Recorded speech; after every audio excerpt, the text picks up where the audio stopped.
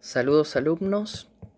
Antes de seguir con la clase de historia de la filosofía, quería pedirles un favor. Vieron que antes la cuarentena terminaba que el 30 de marzo y demás. Bueno, ahora aparentemente se extendió. No sabemos cuándo vamos a volver y fíjense que aparentemente los colegios va a ser lo último que se va a reanudar. Así que es necesario que estemos todos. Si saben de algún compañero que falta en las clases virtual y demás, si les pueden avisar que se incorporen, les agradecería mucho.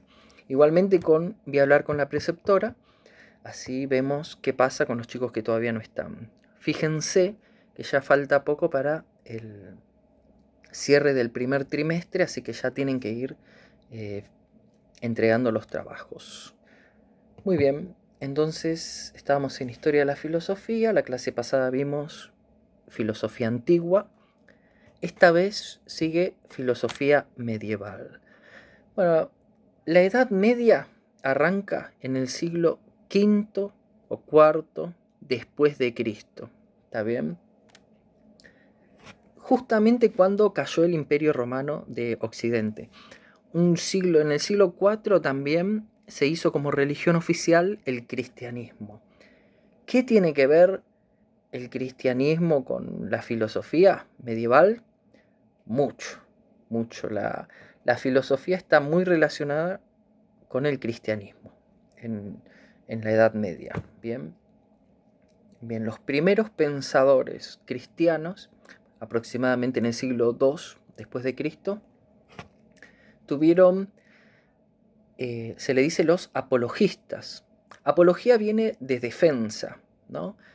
En este caso, ellos tenían que defender esta nueva religión y darle una base racional, convencer a los demás de que la religión verdadera era el cristianismo. Acuérdense que del, antes del siglo IV, la religión en el Imperio Romano era variada. Tenían la cultura que se llama greco-romana, o sea, tenían a todos los dioses griegos. Y también había un poco de cultura ahí de los egipcios, también los judíos, etcétera. Y estaban todas las religiones permitidas en el Imperio Romano. Recién en el siglo IV se volvió la oficial el cristianismo. Bien, entonces, ¿qué estaba? Los apologistas entonces tenían que convencer a los demás, a los intelectuales, a la gente, de que el cristianismo era la religión verdadera. ¿Se acuerdan que habíamos dicho del logos, la clase pasada, que la filosofía era un paso del mito al logos, o sea, de explicaciones, de narraciones de mitos que le daban sentido a la realidad, que el mito de la diosa del amor, que el mito de Zeus, que, bueno, explicaban con mitos. En cambio, el logos, la filosofía, tenía que ver con la argumentación, con la razón, con la palabra, es como el discurso razonado, reflexionado. Bien, ¿qué decían los apologistas? Que el, el logos era Jesús. Dicen en el Evangelio de San Juan, por ejemplo, el logos se hizo carne y habitó entre nosotros. Entonces logos era razón, discurso, pensamiento, palabra, etc. Entonces ustedes, ¿qué es lo que están diciendo? Bueno, lo que quieren decir es que el logos verdadero es Jesucristo. O sea, Dios envió un mensaje por medio de Jesucristo. Jesucristo es el, bueno, el logos de Dios. O sea, si los griegos buscaban el logos, el pensamiento, la argumentación, la razón verdadera era Dios y nos envió este mensaje, ¿no? Nos envió Jesucristo. El logos se hizo carne y habitó entre nosotros. La razón verdadera estaba en el cristianismo. Eso es lo que intentaban convencer los apologistas. ¿Está bien? Ya desde el siglo II. Bien, en el siglo IV ya el cristianismo ya era oficial. Y tenemos a lo que se llama la patrística, los padres de la iglesia, los primeros filósofos que le dieron la parte racional a la religión también, ¿no? Entre ellos destacamos a San Agustín, o Agustín de Hipona, ¿no? Para los cristianos es San Agustín.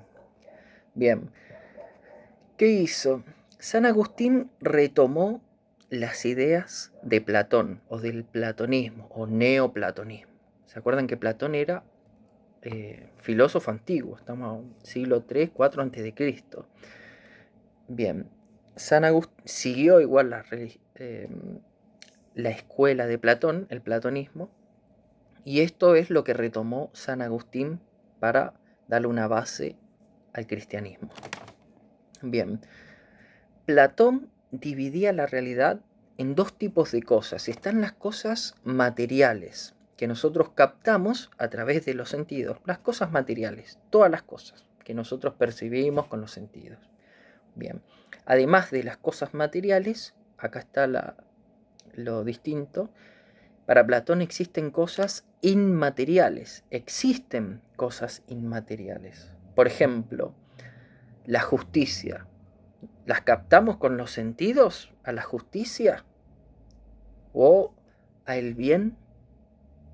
No sé, vos mirás, yo veo un hombre que está haciendo algo, pero justamente hay cosas que son inmateriales que no se captan con los sentidos. Así que fíjate, incluso la belleza, ¿no?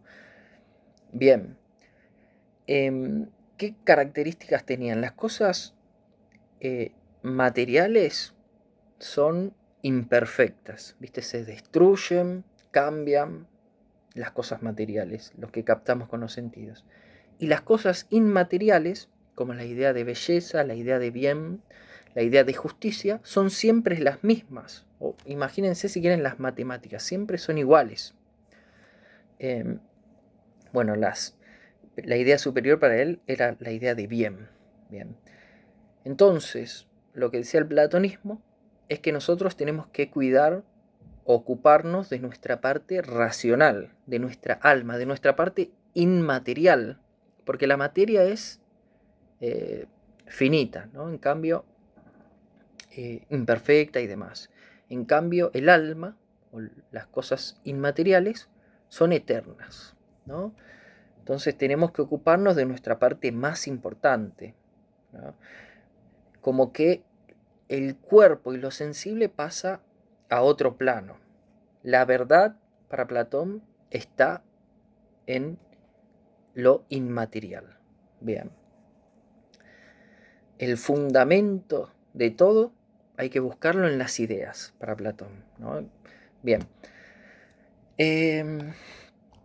Bueno, este platonismo fue tomado por San Agustín, por ejemplo, y otros pensadores cristianos, no es el único, pero yo más o menos, y lo adaptaron al cristianismo. Entonces, en lugar de idea del bien, que la idea de bien sea lo más importante, a lo que hay que llevar nuestra alma, el cristianismo lo cambió por Dios. Entonces nosotros tenemos que cuidar de nuestra alma para salvarla, tenemos que conocer a Dios, ¿está bien? Y lo mismo, lo que tiene que ver con lo material, los placeres corporales, fíjense, los placeres corporales, los bienes materiales y demás están muchas veces en el cristianismo relacionados con el pecado, ¿no? Con la gula, la lujuria, la avaricia, ¿no? Entonces, lo importante es ocuparse del alma, ¿no? Bien, entonces, en la Edad Media, estos primeros padres de la Iglesia, por ejemplo San Agustín, como estábamos hablando, reflexionaron también sobre el problema del conocimiento. ¿Qué es más importante? ¿El conocimiento que me da la fe o la razón? Porque a veces se contradicen, ¿no? No sé, por ejemplo, lo que dice mi reflexión con lo que dice la revelación divina. Entonces, ¿a qué tengo que hacer caso? Si vamos a suponer el tema de que Jesús resucitó al tercer día. Yo capaz que con mi razón dudo, no estoy seguro de eso, ¿no? Entonces, ¿qué le tengo que dar más importancia? ¿A la fe, a la palabra de Dios, a la escritura o a lo que dice mi razón. Bueno, de eso reflexionaban en la Edad Media, el problema del conocimiento, ¿no? Algunos te dicen que es más importante la fe que la razón, otros que se complementa, ¿no? San Agustín decía, creo para entender, entiendo para creer, o algo así. Bien, ¿qué otros temas pensó San Agustín? Por ejemplo, el problema del mal, ¿no? Acá también salió por el lado platónico. Respondió que, eh, porque si te dicen, si Dios es bueno, ¿por qué existe el mal? ¿No? El típico, bueno, ¿qué dijo San Agustín? Que el mal en realidad no existe, ¿no? Que existe el bien, de la misma manera que Platón. Existe solamente el bien, ¿no? El, el tema es que uno se hace mal, te dirá Platón, es por ignorancia en realidad, no es porque existe el mal. O sea, uno lo que puede conocer es el bien, ¿no? Entonces, el que conoce el bien, sabe qué es lo que le conviene, sabe qué es lo mejor, que es el bien, es lo mejor que hay y lo que uno prefiere, siempre. Si vos lo conocés, lo preferís. Ahora bien, cuando vos haces algo mal, en realidad es porque vos no conocés el bien, porque si lo conocerías, sabés qué es lo que te conviene. ¿Está bien? El mal tiene que ver con ignorancia para Platón. De la misma manera, con San Agustín. Lo único que San Agustín también le agregó la idea del libre albedrío. Dios nos dio la libertad y la libertad es buena. Pero ¿qué pasa? Cuando uno actúa mal, lo que está haciendo en realidad es un mal uso del libre albedrío, un mal uso de la libertad que nos dio Dios. No es que Dios nos dio el mal, Dios nos dio la libertad, ¿no? Y cuando uno se aparta del camino de Dios, actúa mal. ¿Está bien? Para San Agustín o para Platón no existía el mal. Lo único que existe es el bien y existe gente eh, que por ignorancia o por mal uso del libre albedrío no se da cuenta que es lo mejor, el bien, y hace otra cosa distinta. Eh, bien, esa sería la primera etapa, la patrística, la de los padres de la iglesia, ¿no? Los pensadores estaban con eso. La segunda etapa, la escolástica, tiene... en la primera etapa tomaron a Platón, los filósofos. En la segunda etapa, los árabes encontraron escritos de Aristóteles, ¿no? Y los comentaron, los estudiaron. Entonces, algunos filósofos se dieron cuenta que Aristóteles era mejor para entender al cristianismo, para pensar el mundo, también para fundamentar el cristianismo. Y empezaron entonces a utilizar los argumentos de Aristóteles para fundamentar la religión. En esa línea está Tomás de Aquino, por ejemplo, ¿no? A partir de ahí, de la segunda mitad de la Edad Media, Aristóteles se convirtió en el filósofo. Le decían el filósofo, así, como si fuese el único que hay. ¿Está bien? El que fundamentó gran parte del pensamiento cristiano en la Edad Media. Como ejemplo de eso dijimos Santo Tomás de Aquino, que tenemos la Suma Teológica, las 5 vías de la existencia de Dios, también propuso él, que en la que usa básicamente argumentos aristotélicos. Por ejemplo, el del primer motor inmóvil. Este es un concepto de Aristóteles, ¿está bien?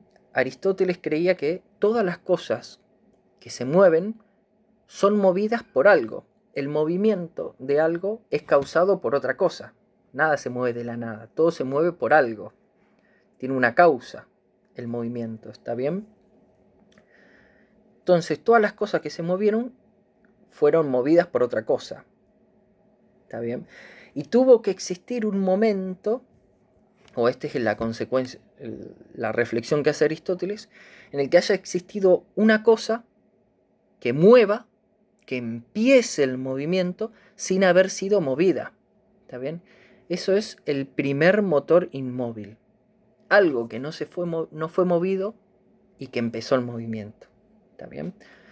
Ese argumento lo tomó Tomás de Aquino para decir que ese el primer motor inmóvil, ¿no? Eso que empezó la existencia era Dios, lo que movió sin ser movido. ¿Está bien? Lo que causó todo el movimiento sin haber sido movido. Bueno, ese es un ejemplo. Entonces, en esta segunda etapa de la filosofía medieval ya estaban las universidades, ¿no? Y se enseñaba mucho Aristóteles. La lógica, lo que tiene que ver con la argumentación, la retórica, etcétera, porque ahí había muchas discusiones. ¿Está bien? Además de la metafísica, la filosofía del lenguaje, etcétera. Mucho de parte de Aristóteles.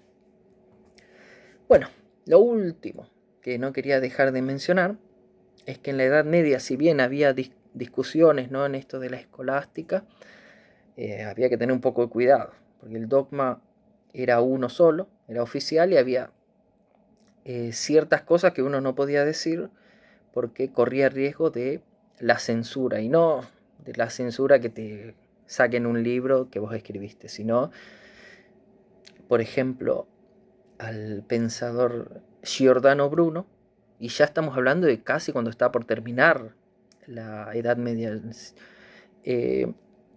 Lo quemaron en la hoguera. Justamente él era por la Inquisición, digámoslo, por herejía, por qué sé yo. Él era un astrónomo, creía que el mundo era infinito, etc. Tenía otras concepciones distintas de Dios, creía que la Tierra giraba alrededor del Sol y demás, y bueno, y lo condenaron a la muerte. Fíjense también, o sea, me está haciendo un poco largo el video.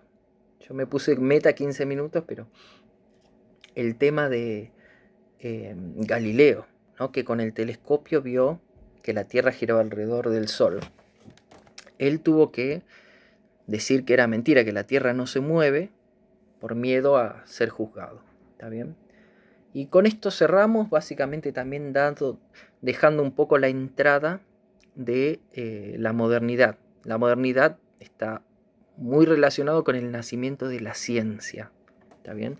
De las ciencias empíricas y demás, y del cuestionamiento justamente a los dogmas de la Edad Media. Así que, chicos, espero que estén bien. Cualquier cosa, manden mensaje. Ahí tenían ustedes las preguntas de la Edad Media. Eran quiénes eran los apologistas, cuáles eran las preguntas fundamentales de la filosofía medieval, o sea, qué preguntas, y las influencias de la filosofía antigua en la filosofía medieval. ¿Está bien? Bueno, se está haciendo muy largo el video. Cualquier cosa, manden mensaje. Nos vemos en el siguiente video.